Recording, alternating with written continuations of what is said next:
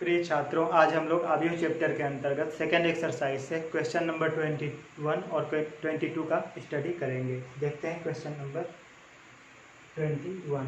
अब question number 21 और 22 इस इंस्ट्रक्शन पे आधारित है। मान लीजिए कि x, y, z, w और p क्रमशः 2/n, 3/k, 2/p और n/3 व p/k आर्डर्स के मैट्रिक्स हैं। तब नीचे दिए गए प्रश्न संख्या 21 और 22 का सही उत्तर का चयन करना है। यहाँ पे दिया हुआ कि x का क्रम 2/n है, y का क्रम 3/k है, z का क्रम 2/p है, w का क्रम n/3 है और p का क्रम p/k है। अब क्वेश्चन नंबर 21 में पूछा गया है कि py प्लस wy के परिभाषित होने के लिए, मतलब इसके डिफाइन होने के लिए n, k और t पर क्या कंडीशन अप्लाई होना चाहिए। पहला ऑप्शन है k बराबर 3, p और p बराबर n। दूसरा ऑप्शन है k स्वच्छ है और p बराबर 2, मतलब k का वैल्यू कुछ भी हो सकता है और p बराबर 2। तीसरा ऑप्शन है p स्वच्छ है और k बराबर 3, यानी कि p का वैल्यू कुछ भी हो सकता है और k बराबर 3। और चौथा ऑप्शन है k बराबर 2 और p बराबर 3। और 22 नंबर क्वेश्चन में दिया हुआ है कि यदि n बराबर p है तो 7x - 5z का ऑर्डर क्या होगा। पहला ऑप्शन है p/2, दूसरा ऑप्शन है 2/n, तीसरा ऑप्शन है n/3 और चौथा ऑप्शन है p/n। देखते हैं सॉल्यूशन 21। यहाँ पे देखिए py प्लस wy के बारे में क्वेश्चन पूछा गया है। तो देखिए चूंकि p का क्रम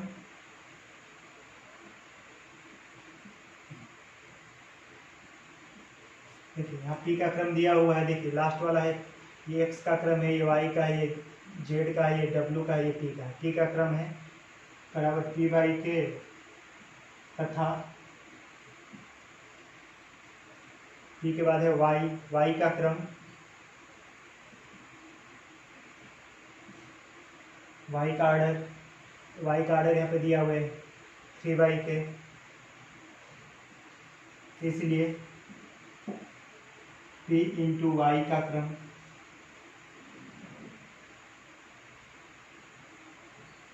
बराबर। अब देखिए p इंटू वाई कब निकलेगा, ये भी थोड़ा ध्यान देना है।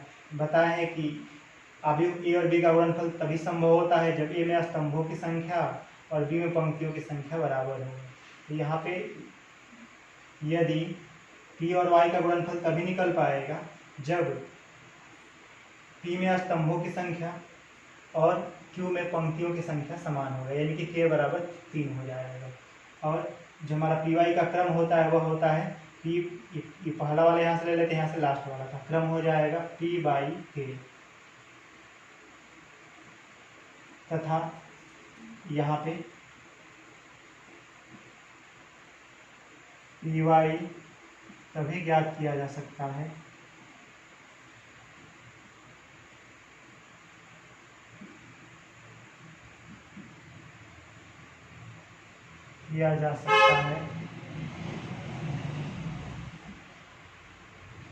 जबकि k बराबर 3 होगा। दो आव्यूहों का गुणनफल तभी निकाला जा सकता है जब पहले आव्यूह में स्तंभों की संख्या और दूसरे आव्यूह में पंक्तियों की संख्या समान होगा। यानी आर्डर लिखने के बाद पहले आव्यूह में बाद वाला अंक और दूसरे आव्यूह में पहले वाला अंक सेम हो, तभी ये इसका और इसका गुणनफल निकल सकता है, मतलब p इंटू वाई निकल सकता है। अब यहाँ k का वैल्यू रख देंगे, इसलिए py का क्रम हो गया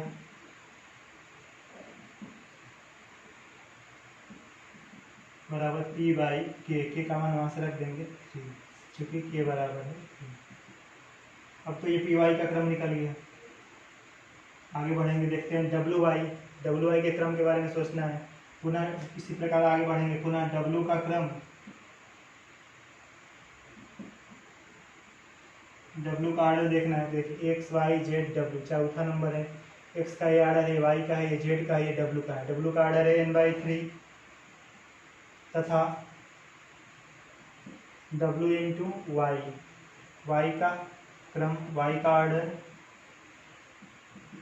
तो y का ऑर्डर है यहाँ पे x का 2/n, y का 3/k इसलिए यहाँ पे देखिए बाद वाला यहाँ पहले वाला सेम है ये ऑलरेडी, सेम होना चाहिए गुणनफल के लिए। अब डब्ल्यू वाई का गुणा यहाँ पे हो सकता है, ये बाद वाला पहला सेम है, इसलिए डब्ल्यू वाई का क्रम बराबर, क्रम के लिए इसमें का पहला अंक ले लेते हैं, इसमें का बाद वाला अंक ले लेते हैं, एन बाई के, इसलिए डब्ल्यू वाई का क्रम बराबर हो जाएगा एन बाई के का मान यहाँ पे दिया हुआ है 3, निकला हुआ है पहले से, चूँकि के बराबर 3, इसलिए हमारा डब्ल्यू वाई का क्रम भी पता हो गया। अब हमें पी वाई और डब्ल्यू वाई को जोड़ना है, और दो अवयवों का योगफल तभी निकाला जा सकता है, दो अवयवों का योगफल तभी निकल सकता है जब उनका क्रम समान होगा। अब P Y plus W Y, अवयव पी वाई और डब्ल्यू वाई का योगफल तभी निकाला जा सकता है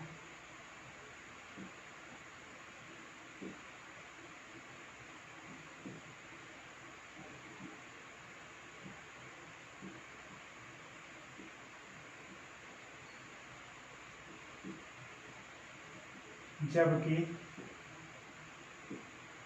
पी वाई का क्रम, पी वाई का आर्डर बराबर डब्ल्यू वाई का आर्डर होगा।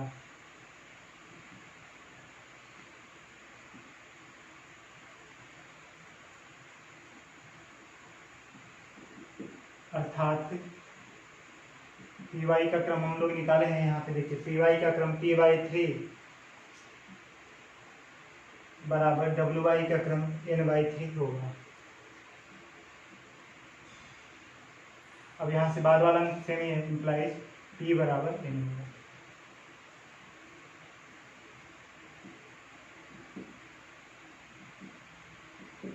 अतः हमें क्या मिल गया, ध्यान दीजिए, एक तो पी का मान एन के बराबर होना चाहिए और एक यहाँ से निकला के का मान 3 के बराबर होना चाहिए।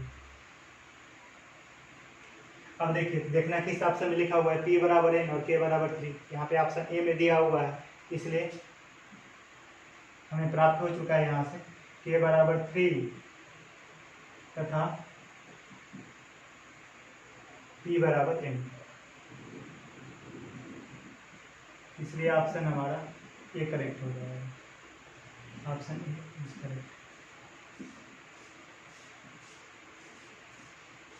इस तरह से इस क्वेश्चन को इजीली सॉल्व किया जा सकता है। अब नेक्स्ट क्वेश्चन को करेंगे, देखते हैं क्वेश्चन नंबर 22।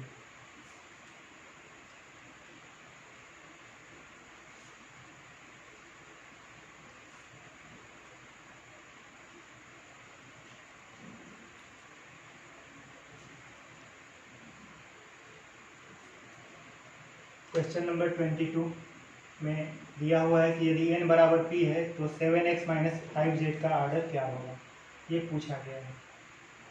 दिया है n बराबर p और यहाँ पूछा गया है 7x माइनस 5z का ऑर्डर क्या होगा। चूँकि x की कोटि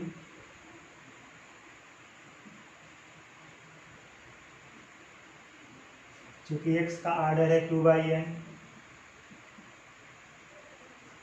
तथा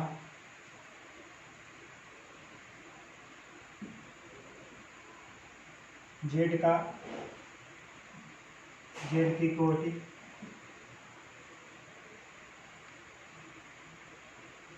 z का आर्डर है 2/p, इसलिए x का जो आर्डर होगा वही आर्डर हो जाएगा 7x का भी। नंबर से, किसी नंबर से मल्टीप्लाई करने पे या आदि से मल्टीप्लाई करने पे अवयव का आर्डर नहीं बदलता है, इसलिए 7x का की कोटि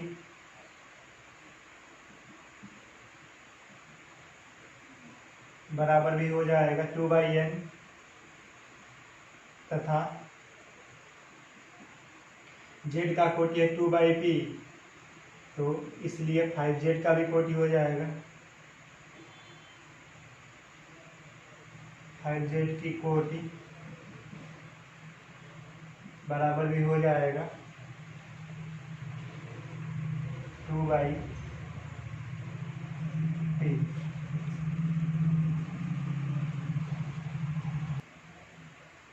2/p, इसलिए 7x माइनस 5,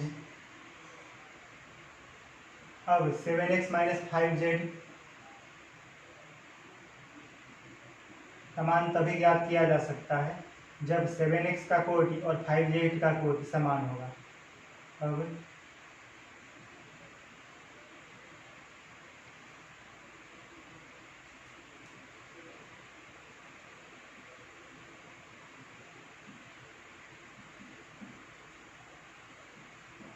तभी ज्ञात किया जा सकता है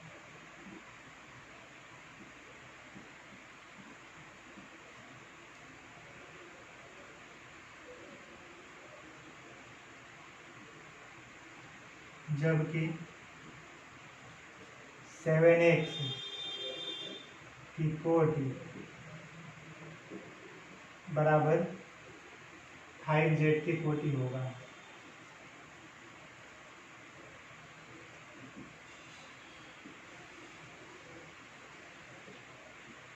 अर्थात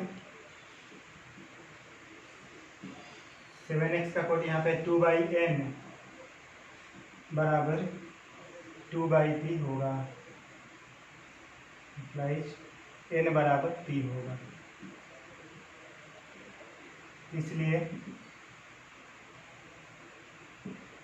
7x माइनस, अब 7x माइनस 5z की कोटि बराबर हो जाएगा 2/n या 2/p। लेकिन ऑप्शन में दिया हुआ है क्योंकि n और p बराबर ही है, इसलिए आर्डर 2/n या 2/p हो सकता है, लेकिन ऑप्शन में सिर्फ 2/n दिया हुआ है, 2/p कहीं नहीं दिया हुआ है, इसलिए यहाँ पे ऑप्शन बी करेक्ट हो जाएगा। Therefore option B is correct।